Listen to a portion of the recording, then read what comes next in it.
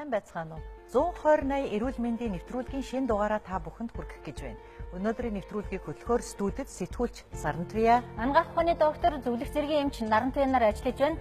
Студид бидэнтэй ярилцахаар Монгол домын ухааныг улс суурьтай судалж, амьдрал дээр баталгаажуулж, хүмүүст зөвлөгөө өгч, Монгол домч судраг гаргахаар ажиллаж байгаа Монголын Аалдаг нурууны барай засагчдын нийгэмлэгийн тэргүүн Мегмар сүрэн эмч хүрэлцэн ирсэн байгаа.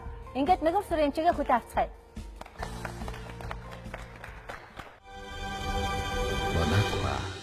хамгийн итгэлтэй ус. Монгол домын аргыг сайн мэддэг байх юм бол одоо хувь хүн өөрийгөө олон өвчнөөс урьдчилан сэргийлж, эрүүл мэндээ хамгаалж, за зарим өвчнийг одоо эмгүүгээр эмчлэх боломжтой гэж ойлгоод байгаа.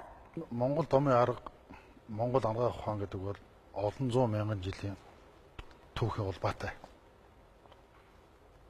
Өөрөөр хэлбэл бидний мэдэх эзэнт гүрэн, Монголын эзэнт гүрнээс өмнөх үе, хүннөө гүрнээс өмнөх үе ер нь 9000 жилийн өмнөөс ихтэй гэж үздэг. Бүхнийг өөрөө ахуй, аж, амьд, хоол, хүнс хувцалтаараа шийдэд эмчлээ засаа явуулдаг. Би өөрөө бол өрний буюу Европын сургууль төгссөн эмч хүн. Тэгэхээр та надад бас энэ манай үзэгчдэд Монгол дом гэж юу хэлээд байгаа юм бэ? Дом. Энэ нь уламжлалт эмчилгээний аргаас ямар ялгаатай юм? Би өөрөө мөн адилхан Европ Инглиз сургуультаа төгссөн. 9 заслын эмч. Энэ аргыг ирж хайж олон жил бид нар ч явсан. Хамгийн сүүл 2 жилийн өмнө одоо манай Монгол улс чинь өөрөө их тэнгэр их шүтлэгтэй улс байлаа шүү дээ.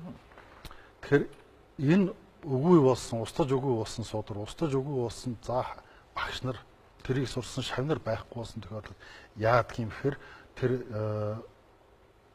онгод дээцүүд гэж агуу өгөөд байна.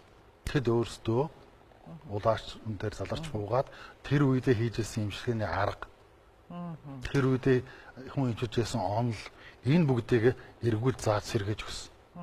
Энэ аргыг би 2 жил дэрэгдэнд байж хийхийг сонсож, хийхийг харж өөр дагад дуурай шийсэр гоод үдээ сэрэгтэлээ. Тэгэхээр энэ одоо бөө мөргөлийн шашинтай жоохон холбогдоод ороод байгаа биш ерөөс нэгт холбоотой. Нэгт холбоотой. Амьдралын хэм маяг, хүний бие махбод иддэг уудаг юм цаг нар бүх юм өөрчлөгдчихөөр тэрнтэйгээ одоо яг бүр эртний тэр үеийн юм өнөөдөр бас яг цаана нийлэх үү?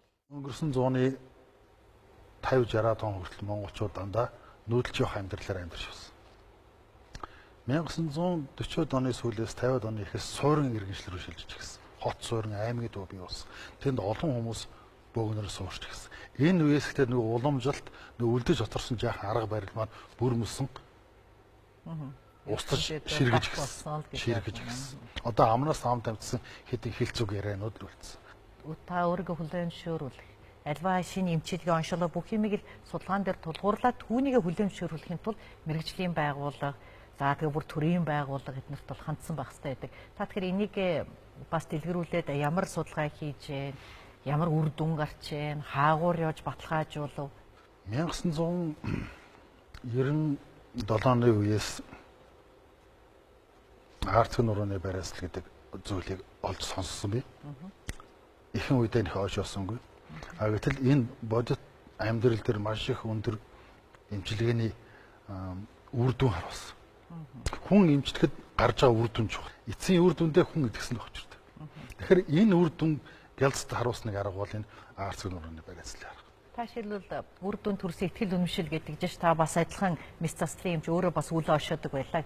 Ямар үр дүн жишээлбэл танд ихтгэл төрүүлв? Монгол ангаах ухаан гэдэг нь өөрөө бие даасан том эмчилгээний цогц арга.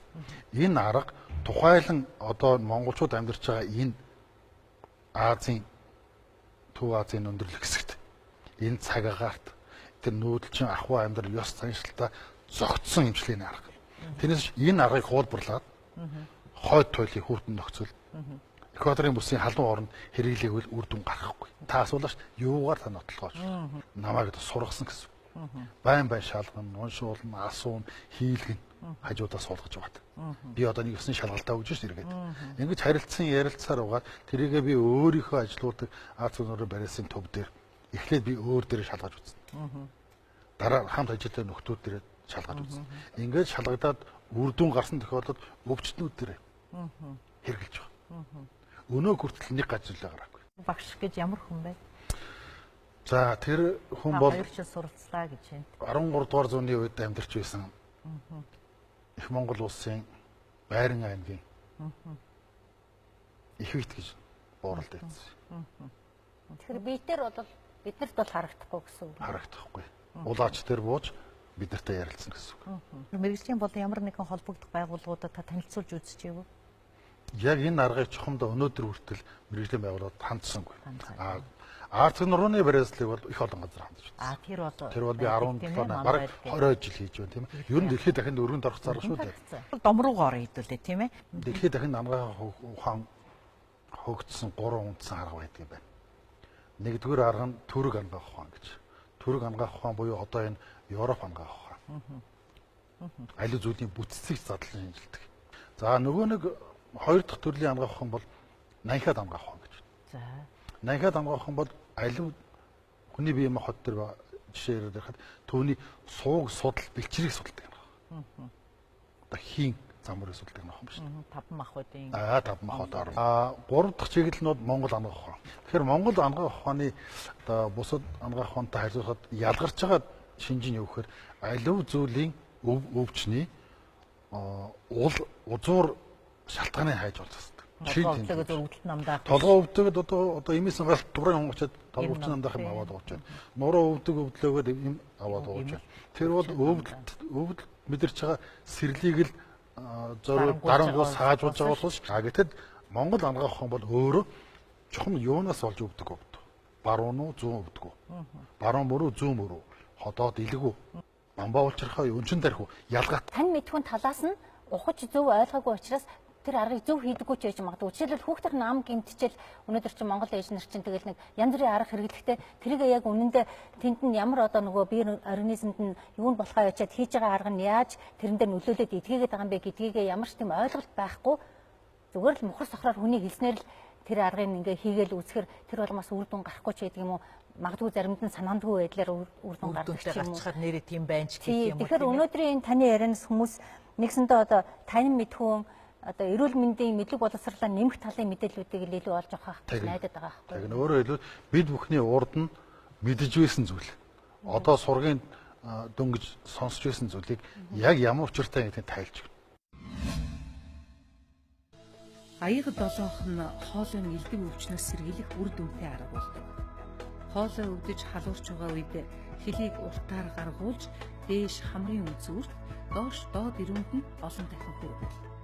Хоол идснийхээ дараа аягаа сайн болооч байна. Учир нь гүйлсэн булчирхай бол хилний уугт орших хос булчирхай бөгөөд хилээ сайн хөдөлгөөгүйгээс болоод хоол ундаар залгигдсан гадны бичиг битүүд тэнд шүүдэн хуримтлагцаар уцааж гадагшлуулж дийлхэн болохоор иймхүү өрөвсдөг. Харин аягаан долоохтой аягаа эргүүлэлгүй зөвхөн толгоогоо хоёр тийш хөдөлгөнд долоох хэрэгтэй. Их халуунтай завиуртай байсан ч толгой дээр хүйтэн мөсөнжин тавиад энэ дасгалыг хийхдээ идэгдэг байна. Толгойн халуун бууснаар ихэнх завиур дарагдаж, биеийн халуурал өндөр хэвээр үлдэх бөгөөд ийм өндөр халуун өг бичлбэт тэсвэргүй байдаг. Монгол домчийн судраас.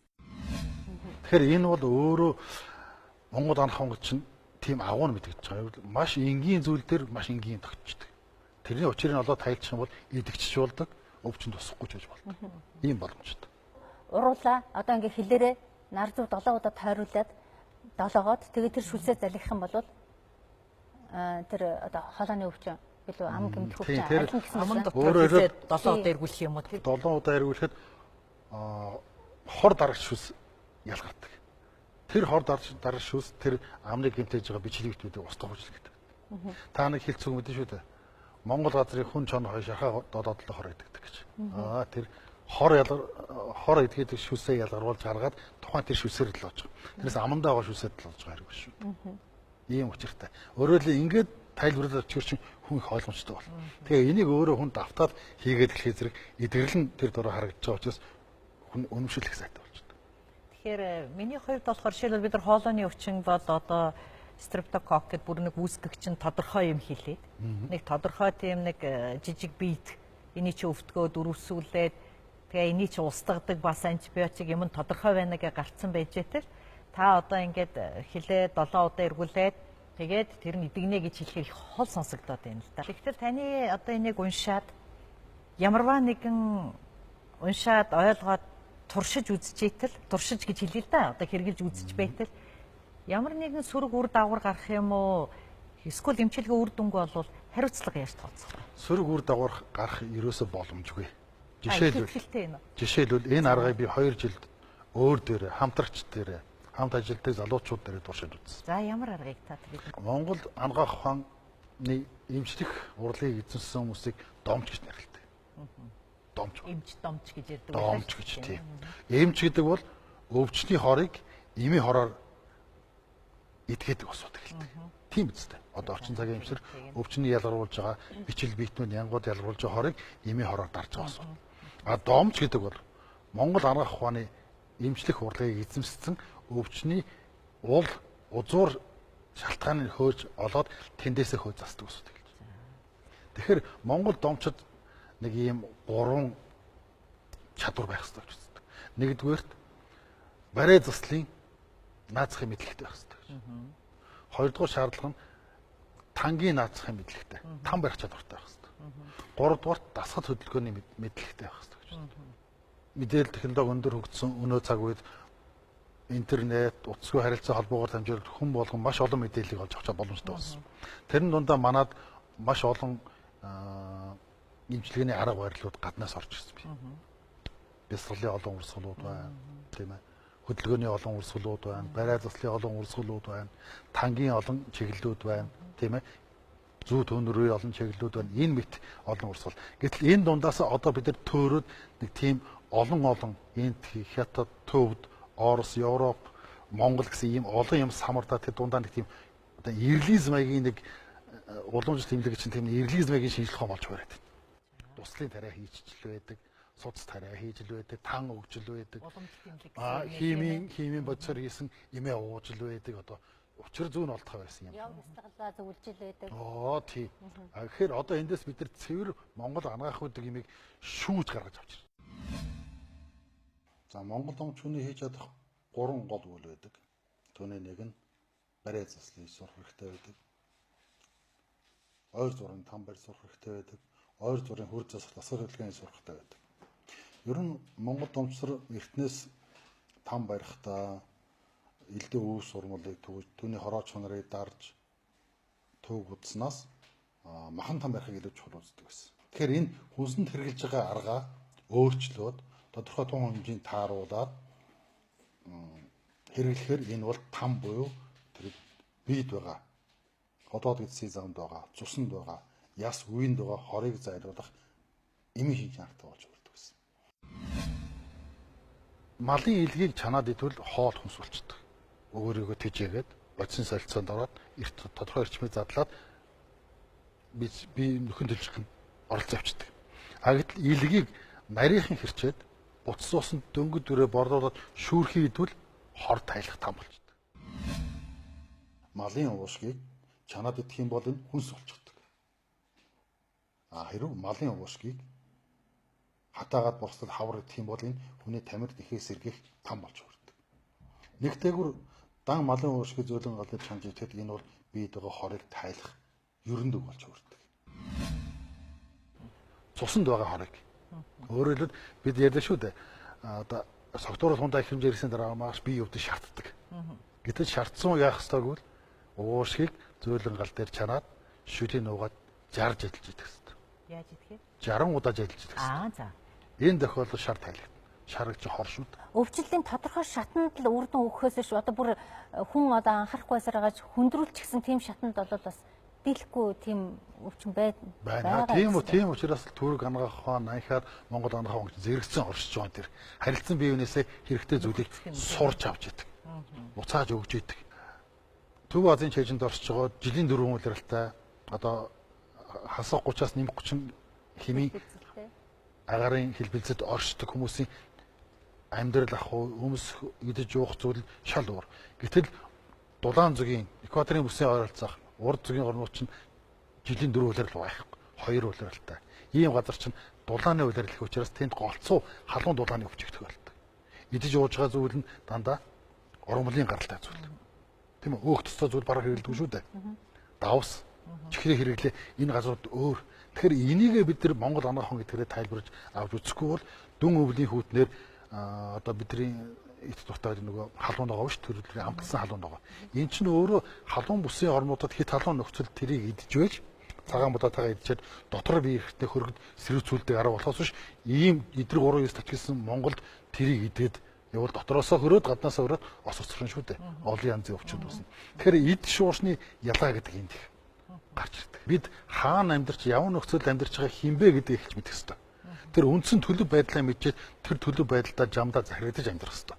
А жамаасаа гацсан тохиолдолд жишээлбэл үнэхээр аргагүй хавдар ургацмаар авах шаардлагатай бол авахаас өөр аргагүй тэрийг одоо тэр мислийн хэмжээр хийхээс аргагүй. Домч хүн авч чадахгүй шүү дээ. Тийм үстэй. Тэгэхээр бид яавал өвдөхгүй хав гэдэг аргыг энэ домын аргаар зааж өгөх. Монгол анагаах ухааны сэргийлэх хоёрдугаар өвдөхөд яаж идэх вэ гэдгийг харахыг зааж өгөх. Өвдөхөд гэдэг маань нэгсэнд эхний хөнгөн байгаа шатан дээр дөнгөж эхэлж байгаа үед хүнд байгаа шатан дээр ялгаагүй. 70-аад оны үед бол ерөөсөө даралт ихсэх өвчин, чихрийн шижин, за зүрхний шигдээс бол бүр ховор. Манай профессорууд бол багш нар маань тэгж ярьдаг байсан. Гэтэл сүүлийн 90-ад оноос одоо энэ эдийн засгийн нийгэм шилжснээс хойш нийгэм эдийн засгийн байдал нөхцөл өөрчлөгдөөд суурин амьдралд ороод ирэхэд яг цивилизац үеийн хотын өвчлөлүүд бол их гарсан. Одоо 4 хүн тутмын нэг нь даралт ихсдэг боллоо. Нас оролтоор зүрх судас тэргүүлж जैन хавдар осол гэмтэл яг л нөгөө суурин амьдралтай улсуудын орчин үеийн өндөр хөгжилтэй орнуудын түвшинд ороод ирчихсэн. Ийм байхад бид нар одоо таны уучлаарай би жоохон шүмжэлт амт гэдэг шүү дээ 13 дугаар 100 нөгөө л тэр сайхан агаар тэр сайхан бэлчээр тэр сайхан баг эдсэн болгоно нь им болж яадаг амьсгалсан болгоно нь одоо бас л одоо эргүүлжүүлж яадаг тэр орчин нөхцөл чинь өөрчлөгдсөн байна. Энэ өөрчлөгдсөн орчин нөхцөл одооны энэ наргууд маань хэр зогцох юм болоо. Соёл иргэншил хөгжлийн дээд түвшиндээ хүрлээ. Энэ бол асар их хүнээр болдож байгаа. Асар их хүнээр болдож байгаа. Байгаль, тийм. Ус, газар шороо, агаар маш ихээр бохирдож байна. Энэ хэрээр хүн өөрөө өөрчлөгдөж байгаа шүү дээ. За тэгэхээр одоо би тань анагаах ухааны Монгол анагаах ухааны суур үндсийг самбар дээр зураглаад харуулах тах. Одоо саяын таны асуусан асуултанд хариулт болох гэж байна шүү дээ. Монгол анагаах ухаанд хүний үтсийг ингэж зургаж үздэг юм байна. Цэцгийн дэлбээ шиг харагдчихээн тий. Тийм 3 дэлбэтэй цэцэг шиг. За дэлбэний нэг хэсэг хий байдаг. Нөгөө хэсэг нь чийг байдаг. Нөгөө нэг хэсэг нь тоос байдаг. Хүн агаараар амьсгалдаг. Хүний биеийн 70% нь ус байдаг тийм үү? Агаар 10%. Шороо мохот буюу яс булчин 20% эзэлдэг. Энэ тогтолцоо хаана давхарж гарч ирдэг вэ гэвэл манай гариг дэлхий дээр адилхан. Гариг дэлхийн ус. Дэлхийн бөмбөрцгийн 70% нь ус. 10% нь гарч үзэх юм бол 20% газар шороо. Хураа газар шороо явдаг. Тэгэхээр бид агаарыг хэдий шинэ бохирдуулна, хүн өөрийнхөө хийм хот хэдий шинэ бохирдуулна. Амьсгалын эрх систем гэсэн. Хэдий голмор уулсаа ширгээж бохирлно, тэр хэмжээгээр хүний ийм хотын 70% болох ус өөрөө бохирдно. Өвчний их өсөр болно гэсэн. Хэдийгээр модоо тайрна, газраа авах нь, нүүрсээ гаргана. Дашаар нутаг нэрлдэг урааны гаргана, төдий хэмжээгээр шороо махад хурдаг гэмтдэг. Тэгэхээр бид өөрийгөө л хамгаалъя гэвэл таны хэлдгээр байгаль дэлхийгээ хамгаалах хэрэгтэй болно. Эрүүл байгалаас хоолсон бол биднэрт хоолч болон танч болно гэсэн. Энэ процесс маань бижрүүс нөхцөл төр яадаг вэхээр эсийн төвшөнд мөн ялгаагүй. Чийг нь 70%. Хийн 10%. Шорон тоос нь 20% хэцэлдэг. Эсээсээ ахуулаад амьд бодгаар биетүүд гаригдлын хувьд ийм адилхан зүйл тогтолтой учраас нэг нь нэгнээс шууд хамааралтай гэсэн. Манайхаа хамгийн итгэлтэй ус. Энийг хүн гээд тооцоолоод нэг зэ дутуу байна. Өөрөөр хэлбэл ам. Ам дутуу. Амийг өөрөөр бид сүнсийг нэрлэдэг. Хүн 3 шигэд туслаас үүсдэг. Эцгийн цагаан тусал, эхийн улаан тусал, сүнс буюу алтан тусал энэ 3 нийлж байж мохотыг үсгдэг. Хүн Саяны дээр асуулт тавьж болох уу? 3 туслын за эцгийн эхийн тусал бол ойлгомжтой. Тодорхой. Алтан тусал хаанаас гардаг вэ? алтан тусал буюу сүнсний ертөнцөөс орж ирдэг. Дэлхийн альч улсад анагаах ухааны ихтэй сургуулиудад заагддаг нэг зүйлийг сүнсний тухай ойлголт. Сүнсийг хүлээн зөвшөөрөх боломж их муутай гэж. Манай уламжлалт анагаах ухааны сургуулиуд ч гэсэн ярьдаггүй гэж юу? Ярьдаггүй. Ер нь ярьдаггүй шүү. За тэгэхээр одоо бид нэг Монгол анагаах ухаанаар хүнийг юу гэж үздгийг одоо авчихсан. За хүн бол биетэй байх хэрэгтэй. Энийг Монгол анагаах ухаанаар уурагт бие гэж нэрлэдэг. Уургийн бүтц гэсэн үг. Тэр чигээрээ бүхлээр уураг. Дангаараа ингэж байх юм бол энэ хүн биш цогцсуул. Өөрөөр хэлбэл түрүүсэн ам буюу сүнсэн байхгүй учраас. Тэгэхээр энэ хүн амьд байхын тулд сүнстэй байх хэрэгтэй бол. Өөрөөр хэлбэл эцэг эхийн хоёр тусад нэгтгэхэд дээрээс сүнсний ертөнцөөс сүнс орж буучрна. Ерөөсөө нэгдсэн даруйд энэ холбоос үүсдэг. Өөрөөр 92 билгээс учраас хуваагт орохоос өмнө сүнс орж ирсэн гэсэн үг. Сүнсэн бие хүн үүссэн анхны цаг үеэс эхлээд өөхөх хүртэлх бүх хугацаанд амьдралын хугацаанд өөрийнхөө эрчмээр хүнийг тэтгэж идэг. Өсгөж боожулж идэг. Тэгэхээр энэ хоёрын хооронд холбосон нэг зам бий болох хэрэгтэй. Ухамсарт бий юу? Өөрөөр хэлбэл хүрднээс ялгарсан эрчим яаж уурагт бие лөө шилжиж орж явах вэ гэж. Тэгэхээр энд бидний мэддэг хүрд гэдэг ойлголт гарч ирдэг. Үндсэн 7 хүрдний ойлголт. Оройн хүрд, чанх, гавлын орой дээр их цулаа харалтай. Мэлмийн хүрд хоёр өмсгөний хооронд гэвч хөндлөө огтлон чихний чамархай хэсэгт толгон орой чамархай хөндлөө огтл дээр үүсдэг. Тийм үү? Дотор талтай. За. 3 дугаар хоолон хүрд. Хоолон хүрд буюу доод өрөөний харалтай хүчний 3 дугаар нугалмын төвшөнд зүрхэн хүрдэн зүрхний харалтай, наран сүлжээ хүрд аймс хам мөрсний харалтай, аймх хам мөрсөн дээр шүү дээ. Яварчгаар нэг эвгүй болчихдог тийм ээ. Өрчгөн хүрд хүүсний харалтай, үнд сүрд нь ахар сүүлийн үзүүр дээр байрлах үнд сүрд гэсэн. Үндсэн 7 хүрд шүү дээ. Тэгэхээр энэ хүрднүүд маань яадаг юм гэвэл сүнснээс эрчмийг яг энэ хүрдний тусламжтайгаар бие рүү эрчим сүлэгдэж идэг. Эргэлтийн югаар ингэж татаж авч идэг. Эрчмийн гагнаас гэсэн үг. Сүнснээс эрчмийг авч уурах бие рүү шилжиж идэг гагнаас. Энийг Монгол анагаах ухаан заадаг. Одоо заадаг. Миний яриад байгаа Монгол анагаах ухаан энийг заадаг. Өвгөд буурлуу дээдсүүд энийг зааж өгдөг. Хэрв та бид энийг авчих, сүнсэн биеийг авчих юм бол энэ зогцсуулна, аймгүй зогцсон. Хэрв энэ хүрднүүдээс аль нэг нь гэмтчихвэл өвч үүснэ гэсэн. Одоо бид нар уламжилт анагаах ухаан манай сарантай хөтлөгч жоохон юу яаж байгаа нь бас үзэгчдэд ч бас жоохон тийм өл ойлгомжтой авах. Яг бол та Монгол анагаах ухаан гэж нэг ярьж байна. Уламжилт анагаах ухаан манай хүмүүс одоо үзэгчд маань ойлгохдоо Монгол анагаах ухааныг уламжилт анагаах ухаантай холж ойлгох. Одоо ярьдаг уламжилт биш вэ? Би түрүүсэн шүү. Одоогийн уламжилт анагаах ухаан бол олон юмны холимог болчиход байна. Сүүлийн 4 жил одоо анагаахын шинжилгээ ухааны их сургуулийн уламжилт анагаах ухааны техэмд төгс курс оюутнуудад магистр докторантурт Монгол анагаах ухааны хичээл зааж байна л да. Энд бас үндэсний тухай ойлголт маш бүдэг. Ерөөсөө маш бүдэг. Тэгэхээр өвчин юунаас эхэлдэг вэ? Та ярьдаг үстэй. Би ганцаараа яриад хэрэггүй шүү дээ. Тэгэхээр оюутнуудтай хүрэгдэггүй энэ талаар. Өөрийнхөө тэр боломжийг маш сонирхолтой, маш анхааралтай сонсно. Маш анхааралтай сонсдог. Ер нь энэ талаар ер нь сүүлийн манай анагаахын шинжилгээ ухааны их сургууль их нааштай байгаа. Ялангуяа тэр уламжлалт анагаах ухааны техникийн эрхлэгч тэрэн дагуу багш бол энэ тал дээр сэтгэл санаа яг нэг байна. Монгол анагаах ухаан гэдэг зүйлийг хөгжүүлэх гэдэг тал дээр санаа бодол нэг байна. Тэгэхээр энэ яадаг вэ гэхээр сүнсний өөрийн үүрэг бол энэ хүнийг амьд байх хугацаанд өөрийнхөө эрчмээр хангаж авах, тэжээж авах үүрэгтэй. А бидний идж байгаа хоол тэжээл ууж байгаа бас амьсгалж байгаагаар бол бодисын солилцоонд хамааралтай байдаг. Тэр эрчим бий гэж юм байдаг. Тэр эрчим бол сүнсээс ялгардаг. Тийм учраас сүнсний эрчим дуусчаар хүний нас өтөл болоод ирэхээр эрчим барагцаар дуусаад сүнс биенээсээ салаад явчихсан шүү дээ. Тэгэхээр би газар зөвхөн нөгөө цогц бий, уурагт бий дангаараа үлддэг. Сүнс бол ирсэн газар руугаа буцаад явна гэсэн. Дараа нь тэгээд тэр сүнс өөр хүнд бас эрчим өгөхөр явах уу? Тэн дээр очиод дахиад сэнэглэгдэнэ эрчмээрээ. Тэр сэнэглэлсэн эрчмээрээ дахиад тодорхой тохиолдол бүрдс үед энд алтан тусал болж ирэх нь шүү дээ. Тэр маш их эрчим хураад ирсэн бол энэ хүн олон жил удаан амьдрах гэсэн үг. А бага эрчимтэй ирсэн бол цөөхөн жил амьдраад дахиад сүнс дэгдэнэ. Тэр нь юунаас Нэгсэндээ сүнсэн бие маань өөрөө уурагт бие дагаад бас төлжиж өсөж томорч идэг байх нь шүү. Тижээх үүрэгтэйгээр дагаад бас томорч идэг байх нь байна тийм ээ. Яг бол хүн уурагт бие чинь бас ийм жижигхэн 3 хил 500 төрсэн хүн чинь одоо 90 хил 100 хил болтлоо зарим нь тийм ээ. Одоо жишээлбэл 57 хилч гэдэг юм уу ингээл байхад бол тэр л хэрээр тэр сүнсэн бие маань бас өөрчлөлтөнд өөрөө сүнсэн биений эрчмийн зарцуулалт ихсэн тийм.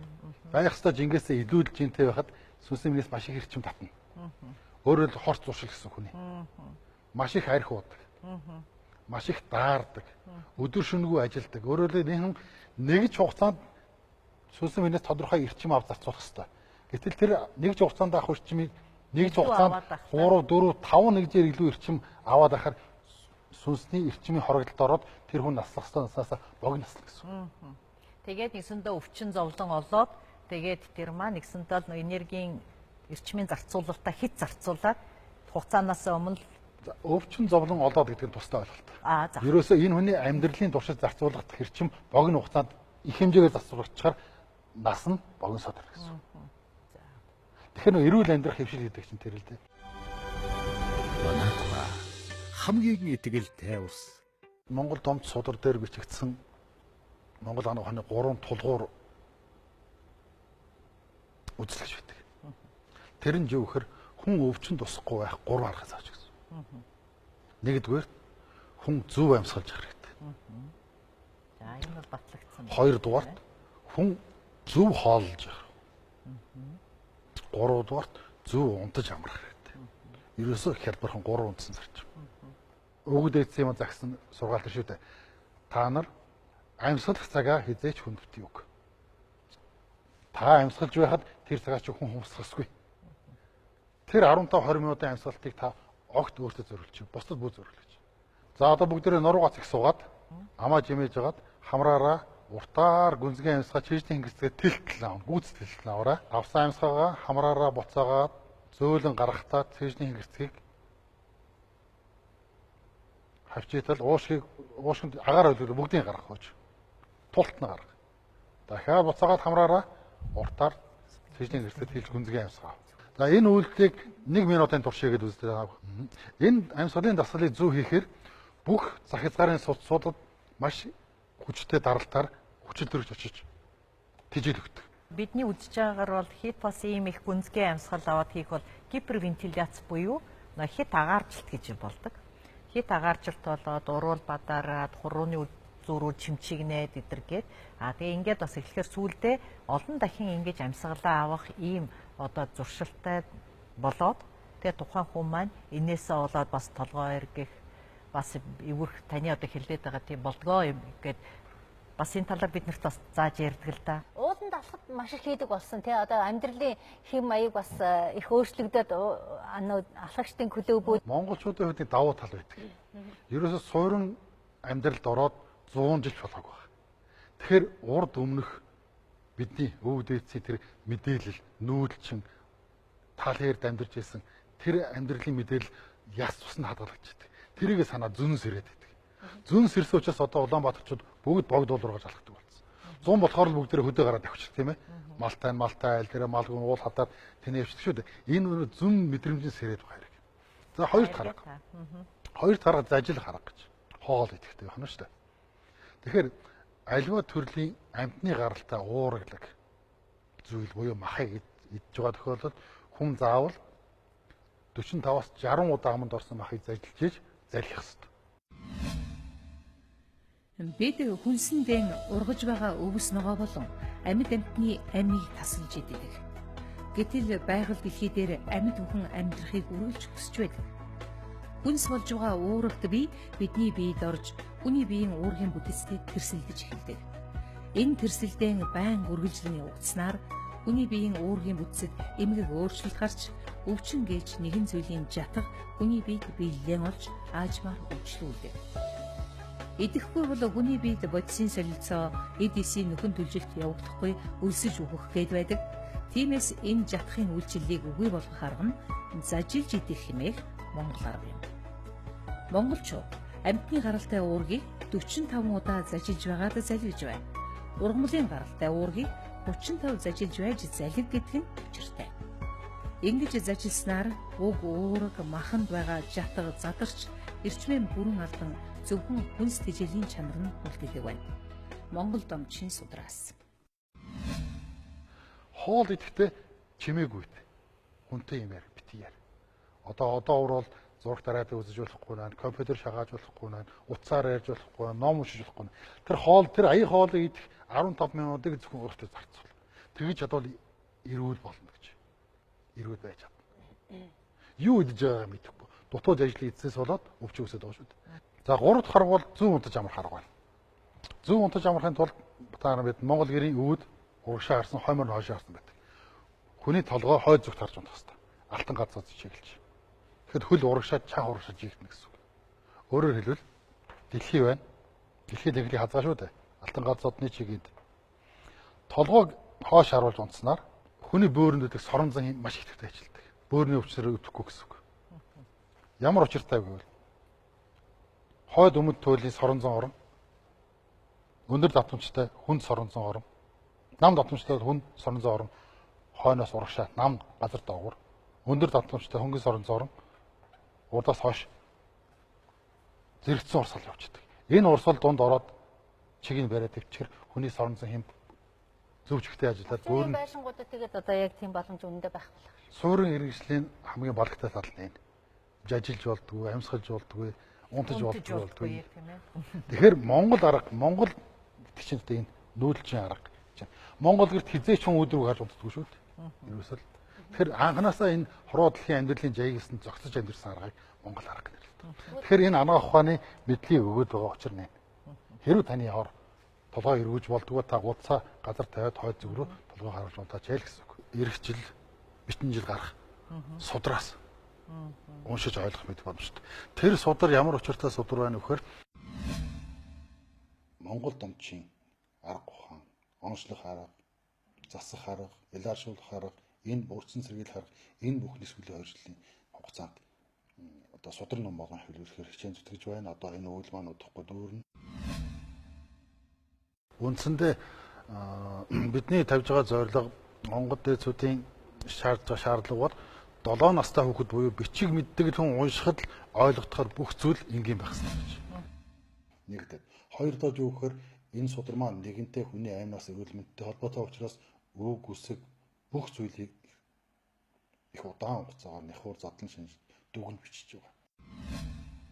Дэмжгүй газар тэгээд намайг одоо манай эрүүл мэндийн салбар гаднаас оруулж ирээд орчуулад тэр бол нэг төслийн хүрээнд хийгдсэн ажил. Тэгээд ингээд нөгөө аслагдмад амьдарч байгаа иргэдтэй тараасан шүү дээ. Бид нар тэр үед эрүүл мэндийн сургалт сурталчилгааны институт гэдэг институтэд одоо эрүүл мэндийн яамны дээрх институтэд ажиллаж байхдаа тэр эмчгүй газар гэдэг намаар бас тийм сургалт нэвтрүүлгүүд хийжсэн. Тэгээд таны эмэг уншихаар ерөнхийдөө тэр номны үзэл санаа энэ одоо таны энэ Монгол домын ухаан хоёр бас нэг зарим талаараа ойрлцоо байгаа. Яагаад тэгэхээр нэгэнт нүүдлээд алсхол төв эмдгээс хол амьдарч байгаа хүмүүст бол бас яг энийг ойлгоод сураад авцсан байхад тэгээд ямар нэгэн одоо тэр өвдөх зовх юм гарах бол хэрэгжилж болохоор харагдаад байна. Тэгэхээр таны одоо тэр Монгол домч судраг гарах юм бол ялангуяа одоо тэр хол нүүдлээд молоод агаад явж байгаа хөдөөний иргэдэд илүү чухал амин чухал тийм ном гарах нэ л гэж хараад байгаа юм. Энэ монголчууд зөрөөс судраг. Заавал хөдөөний хотынхан энэ аргаар хөвшөрөх. Хэрэв бид эрүүл амьдрал энэ одоо энэ байгаалаас татгалзаас өөр аргагүй.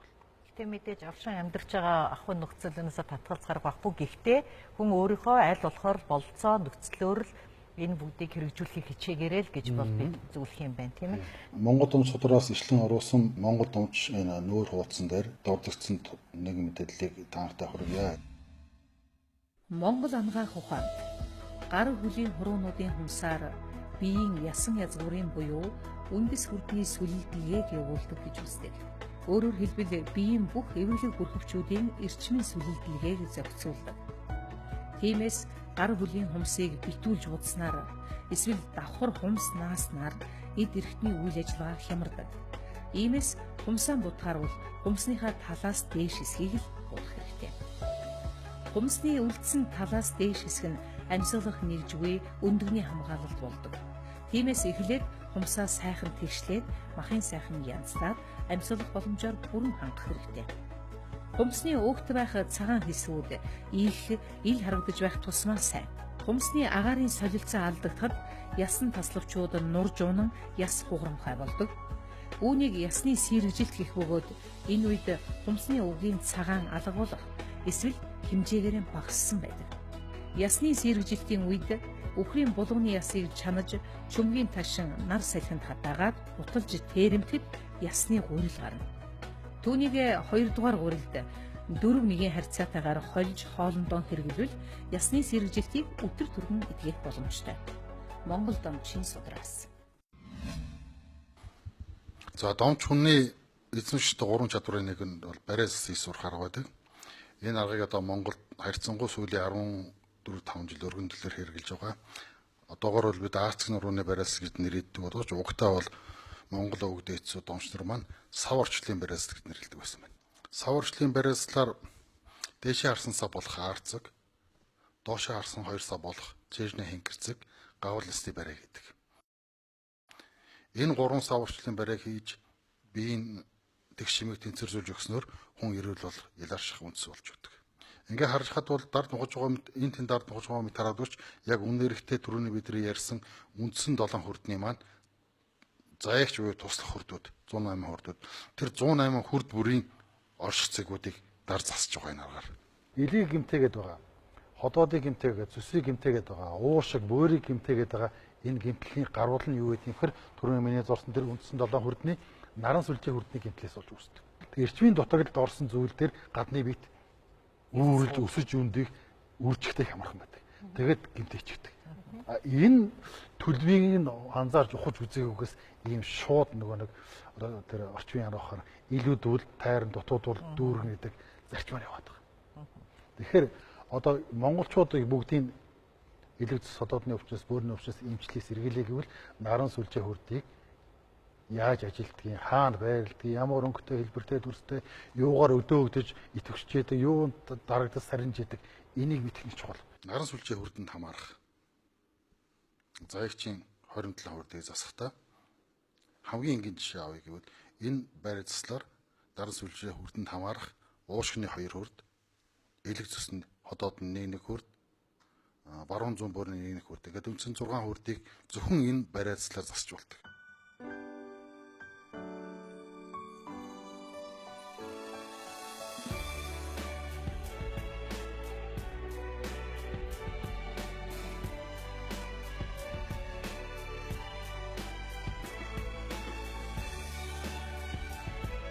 Хүн бүрт боломж үргэлж байна. Банаква усан танд эрүүл байж боломжоо бүрэн ашиглахад туслах болно. Банаква боломжоо усал. Иймгүй идэх нь шүү дээ. Бид зөв амьсгалаад, хооллоод, амраад хүрдээл хий байлгаад байвал идэх чинь. Тэгэхээр хүрдийг застдаг арга нэг нь тэр барай заслын арга. Өөрөөр домч хүний хийх сурах ёстой үйлдэл юм яг. За одоо та бүхэн домч хүний хийж чадах 7 хүрдний үндсэн заслуудын нэг болох үнд сүрдний засгалыг харуулж байна. 2 гарыг урагшин сарвалгасан байдалтай аажим алуурхнаа доошоо өвдөг рүүгээ нугарч сууна. Энэ заслыг зөв хийж байгаа тохиолдолд 2 хөлийн өвдөг, гуйд, цавь руу юм эргэнж гүйж зовирлж мэдэгддэг. Мөн энэ дасгалын үед зөв эс үед хүний бие маш их хөлөрдөг. Тэгэхээр энэ дасгалыг одоо бидний ярьдгаар нэг ясны сэргэлжилтэй хүмүүс ихэд хамгийн зөвхөн дасгалын нэг. Өнөөдөр нэвтрүүлэгт хүрэлцэж ирсэн оюутнууд маань болох ирээдүйн эмчнэр тэгэхээр өнөөдрийн одоо энэ мэдээллээс цаашдаа одоо эмч болохдоо хэрэг болох тийм чухал мэдээллүүдийг олж авсан гэж найдаж байна. Манай нэвтрүүлэгт хүрэлцэн ирж оролцсонд баярлалаа. Ингээд мегмарсур эмчтэй бас талархлаа илэрхийлье. За 128 эрүүл мэндийн нэвтрүүлгийн энэ удаагийн дугаар энд хүрээд өндөрлж байна. Анхаарлаа тавьсан үзэгч та бүхэндээ баярлалаа.